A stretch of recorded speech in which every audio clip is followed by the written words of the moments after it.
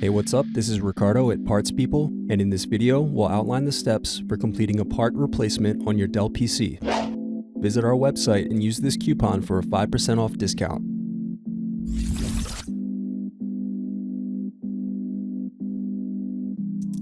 First, slide latch over and remove battery. Next, remove keyboard and bottom base screws.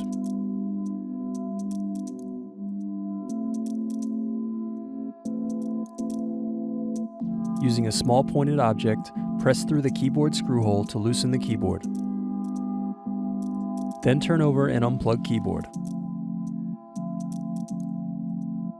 Thanks for watching. Don't forget to like and subscribe if you enjoyed this video. And if you need more, check out this playlist to watch other tutorials for your laptop.